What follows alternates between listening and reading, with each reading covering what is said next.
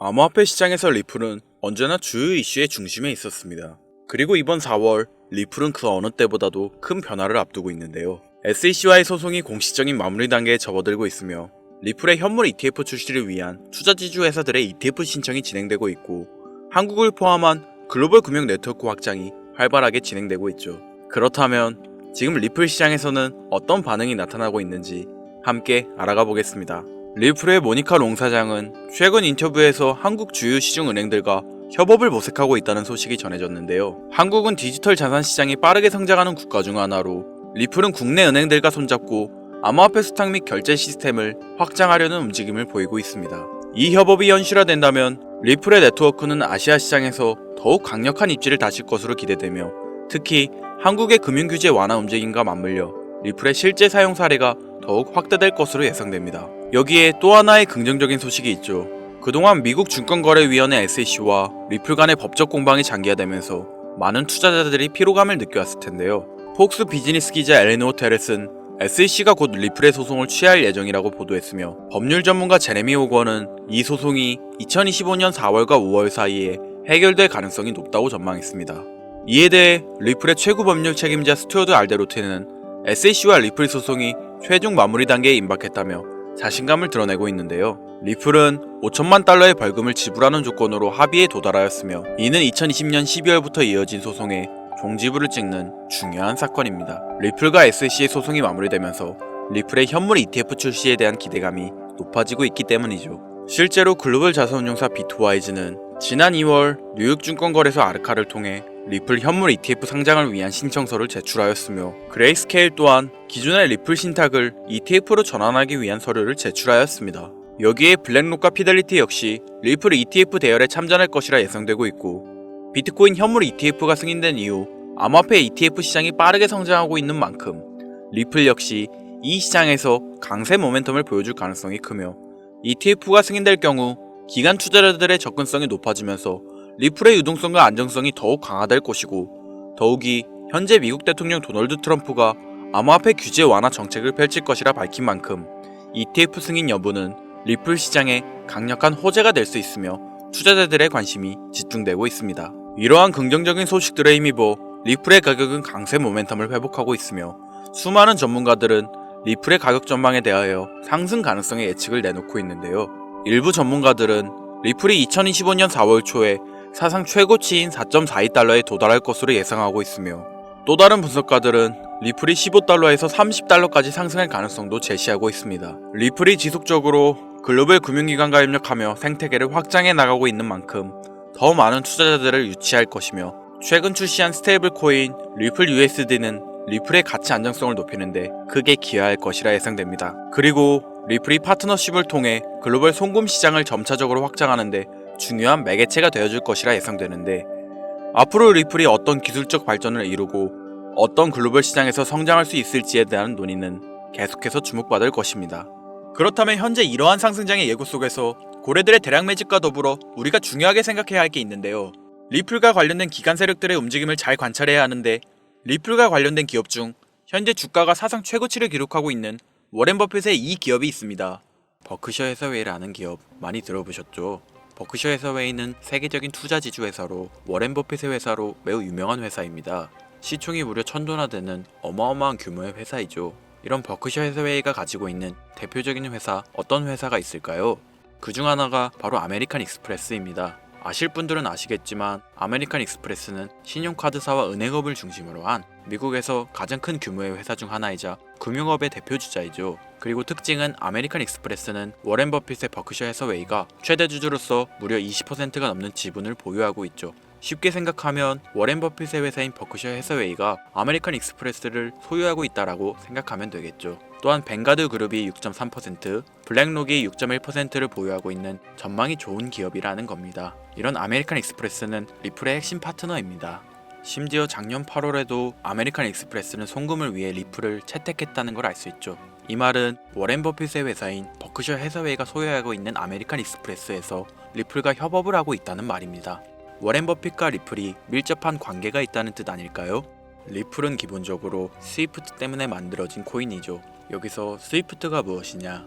스위프트는 서로 다른 국가에서 무역을 할 때 사용되는 화폐가 다르기에 기준을 만들어서 국제 무역을 진행하는 것이 스위프트입니다. 하지만 여기서 발생하는 수수료가 무려 20%나 되죠. 즉 너무 비싼 금액이죠. 그래서 이런 문제를 해결하고자 만들어진 것이 바로 리플 코인이라는 겁니다. 또한 리플은 ODL 시스템을 가지고 있어 단 몇 초 만에 전 세계 어디든 바로 송금을 할 수 있는 기술력 또한 보유하고 있죠. 수수료와 속도, 이 두 가지를 모두 잡을 수 있다는 겁니다. 그런데 지금 이 기술력을 미국이 질투하고 있다는 거죠. 그럼 여기서 생각을 해볼게요. 전 세계 최대 강국이 어디죠? 네, 미국이죠. 미국은 우스갯소리로 미국과 나머지 전 세계들의 국가들이 전쟁을 펼쳐도 미국이 밀리지 않을 거라는 이야기가 있을 정도의 강대국입니다. 단적인 예로 미국의 2022년 국방비 순위를 보시면 미국의 국방비 금액이 2위인 국가부터 10위인 국가인 국방비를 합친 것보다 무려 23%나 많은 금액을 국방비로 쓰고 있다는 겁니다. 물론 이것만으로는 단순 군사력을 비교할 수는 없겠으나 이 정도로 엄청난 초강대국이라는 거죠. 이 이야기를 왜 하냐면 미국은 전 세계의 패권을 쥐고 있는 강대국이라는 겁니다. 단순히 군사력뿐 아니라 경제력으로도 말이죠. 요즘 시대는 힘으로 찍어 누르는 시대보다 자본주의 세상이기에 경제 패권이 엄청나게 중요하다는 거예요. 지금 전 세계 공용화폐로 쓸 수 있는 유일한 화폐는 바로 달러입니다.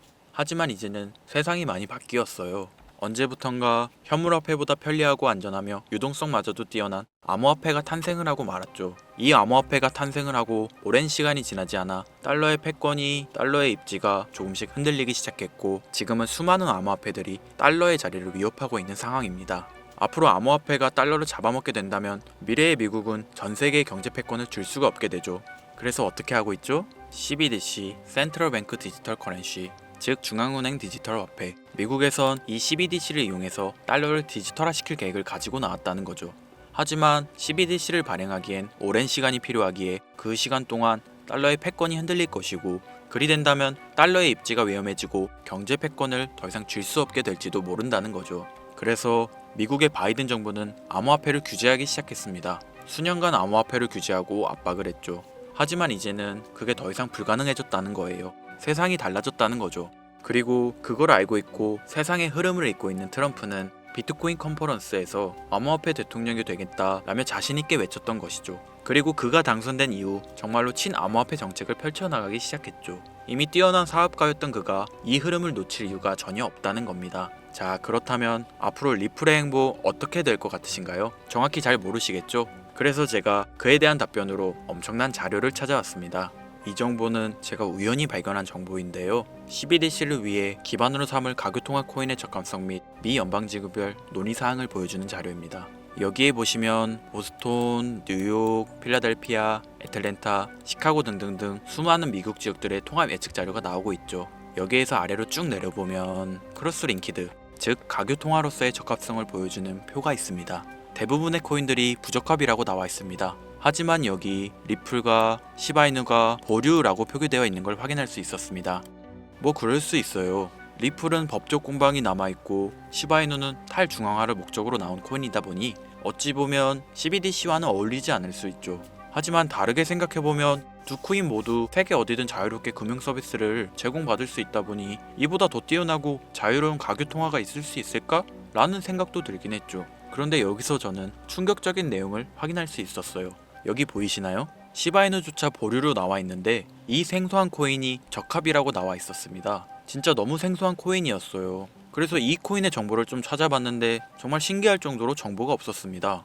그런데 바이낸스에는 이 코인이 상장이 되어 있더라고요. 그래서 저는 의구심이 들었습니다. 전 세계 은행을 이을 수 있는 가교통화 자리에 아무도 모르는 코인이, 그것도 정보도 별로 없는 코인이 리플과 시바이누보다 높은 자리를 선점하고 있다? 그리고 신기할 정도로 정보가 완벽하게 통제가 되어 있다?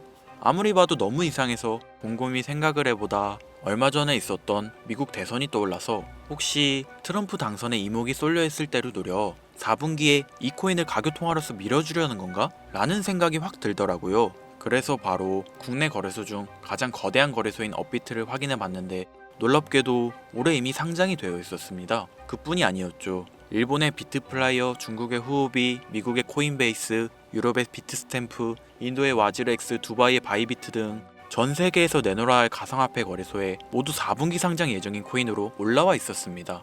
이제 이해가 되기 시작했죠. 이 코인을 말미삼아 미국이 다시 한번 전 세계 경제 패권을 쥐려고 하고 있는 것 같습니다.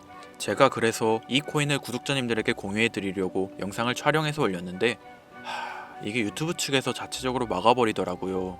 아무래도 미국 대선과 관련해 있는 코인이다 보니 유튜브 측에서 자체 필터링이 되는 것 같아요. 벌써 2번이나 경고 먹었어요. 한 번만 더 경고 먹으면 더 이상 구독자님들께 좋은 영상을 제공해 드릴 수가 없어서 어쩔 수 없이 상단부에 있는 제 개인 번호 010-8056-5800 010-8056-5800 이 번호로 코인이라고 적어서 문자 보내주시는 분들에게 해당 코인 정보를 제공해 드리려고 합니다. 구독자님이신 걸 확인하는 즉시 해당 코인에 대한 정보 바로 제공해 드리도록 하겠습니다. 요즘 저를 사칭해서 정보를 팔아먹으려고 하는 악질업자들이 너무나도 많이 늘어나고 있습니다. 제보가 진짜 빗발치고 있어요. 다시 한번 말씀드리지만 저는 절대로 금전을 요구하거나 멤버십 가입 유도 및 개인정보 등을 요청하지 않습니다. 그런 사칭범들이 워낙 많아 문자 보내주시는 분들 한 분 한 분 제 구독자님이신지 확인 후 공유해드리다 보니 약간의 시간이 소요가 된다는 점 다시 한번 양해 부탁드립니다. 저는 많은 거 안 바래요. 오로지 제 채널을 키우기 위해서 제 영상을 보시고 제 채널 구독, 좋아요, 알림 설정 그리고 댓글 정도 남겨주시면 저는 그걸로 만족합니다. 그러니 이것 외에 요청하는 게 있다면 제가 아니라 사칭이니 조심하세요. 앞으로 더 좋은 영상, 더욱 도움이 되는 정보로 다시 찾아뵙겠습니다. 오늘 하루도 고생하셨습니다. 김선우입니다. 감사합니다.